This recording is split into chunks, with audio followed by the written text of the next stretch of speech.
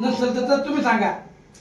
जो तुम्ही जबाबदारी ऐका, जबाबदारी टाकण्याची तुम्हाला तुमच्या शंकेचं निरसन केलं. तुम्ही जबाबदारी आमची शंका तुम्ही निरसन कधी करणार? तुमचे कर्मचारी महावितरण किंवा ज्यांनी तुम्ही टेंडर दिले त्यांनी आमच्या बिल्डिंग मध्ये यायचं, आमच्या घरात परस्पर खाली यायचं, मीटर बदलायचे हे अधिकार तुम्हाला दिले कोणी?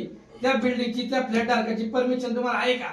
तुम्ही विचारलं का? राजगुना शहरात आमच्या प्रभागात घटना घडली ती तर सुद्धा त्या अधिकारी काय बोलतो तेव्हा सांगितलं होतं म्हणलं आम्ही बदलायला लावणार नाही. त्याच्यावर वारंवार तुमच्या अशा घटना घडतात. ऐका, आमदार महोदयांनी पण तुम्हाला सांगितलेलं आहे की बाबा कुठल्या प्रकारचे सक्तीने मीटर बसू नका. हे राजगुना शहरात तुमचे प्रकार चाललेले आहेत, हे कुठल्या प्रकारे आम्ही चालू देणार नाही. गेल्या 3 महिन्यापूर्वी राजगुना शहरामध्ये स्मार्ट मीटर बसवण्याचं जे काम चालू होतं ते काम चालू असताना अनेक ठिकाणी नागरिकांच्या तक्रारी आल्या की जे काही ठेकेदार आहे काय जे काही काम करणारी पोरं आहेत त्या ठिकाणी येतात आणि परस्पर न सांगता बिल्डिंगच्या खाली मीटर बदलून जातात. अशा अनेक नागरिकांच्या तक्रारी आल्यानंतर आम्ही त्या ठिकाणी महावितरणच्या कार्यालयात 3 महिन्यापूर्वी गेलो होतो. त्या ठिकाणी अधिकाऱ्यांना आम्ही सविस्तर व्हिडिओ सकाट प्रूफ दिले की तुमचे कर्मचारी येतात आणि कोणत्या प्रकारची गोवा मावा खातात किंवा कोणत्या प्रकारची त्यांची वागणूक असली किंवा कोणत्या भाषेत बोलतात नागरिकांची, तर त्याचे व्हिडिओ फोटो आम्ही त्या अधिकाऱ्यांना पण दिले.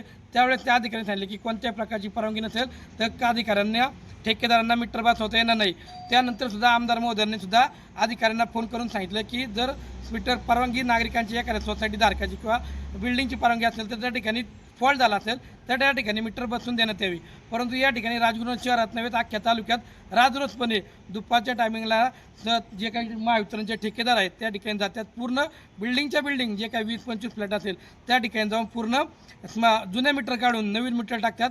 जर कोणी आलं तर त्यांना सांगितलं जातं की या ठिकाणी आम्ही नवीन मीटर बसवलेत, कोणत्याही प्रकारचे चार्जेस नाही आहे, काही तुमच्याकडून वसूल केलं जाणार नाही. नंतर ज्यावेळेस बिल येतं त्या बिल आल्यानंतर पैसे भरल्यानंतर 1 महिन्यानी यांच्याकडे मागणी केली जाते. आता हे सुद्धा आपल्या राजगुना शहरात राहणारे आहेत, यांच्याकडे सुद्धा असं चालतं. यांच्या परस्पर मीटर परवानगी नाही, हे बाहेरगावी होते, यांच्या बिल्डिंगच्या खाली येऊन परस्पर मीटर बदलला गेला. त्यानंतर यांनी वेळेवर लाईट बिल आजपर्यंत सगळे लाईट बिल भरले, एकदा लाईट बिल कट केली त्याच्यात त्याने सुद्धा लाईट बिल भरले आणि आज यांच्याकडे डिपॉझिट म्हणून 2100 रुपये मागणी केली जाते. माझं खेड तालुक्यातील सगळ्या जनतेला आव्हान आहे, जे काही स्मार्ट मीटर बसवलं कुणी नागरिक येतील किंवा कोणतेही पोर आलं तर कृपया करून स्मार्ट मीटर बसवून देऊ नका. राजगुना शहरात तालुक्यात प्रचंड मोठ्या प्रमाणात महावितरणचा कारभार भोंगळ चालू आहे आणि प्रचंड मोठ्या प्रमाणात भ्रष्टाचार चालू आहे. त्या ठिकाणी ते तरुण पोरं सुद्धा पैशाची मागणी करतात आणि पैसे घेतले जातात. या ठिकाणी सुद्धा अधिकारी आल्यानंतर ते राजरोसपणे सांगतात की आमच्या त्या मुलांशी कोणत्याही प्रकारचा संबंध नाही आहे, आम्ही कोणत्याही प्रकारचा ठेकेदार दिला नाही, सरकारने ते कर्मचारी पाठवलेत. म्हणजे याचा अर्थ काय आहे की सरकारने नागरिकांवर डल्ला मारायचा आणि लोकांना लुटायचं, परस्पर मीटर बदलायचे आणि इथे 2100 रुपये जर भरले नाही तर लाईट कट करायची. अशा प्रकारचा हा महावितरणचा भोंगळ कारभार चालू आहे.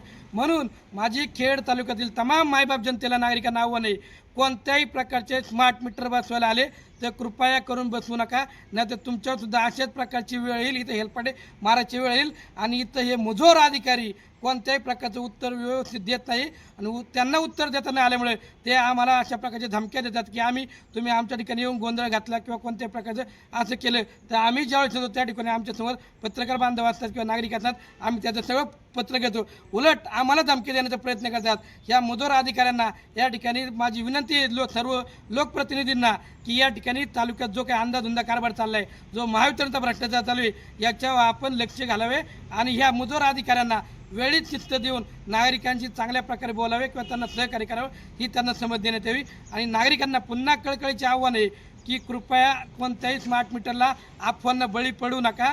तुम्हाला विनंती आहे की कोणत्याही प्रकारचे कुणी जरी आले स्मार्ट मीटर बसवू नका, कारण ते स्मार्ट मीटर खूप पळतात आहे, त्याच्यातून नागरिकांची मोठ्या प्रमाणात पिळवणूक होत आहे.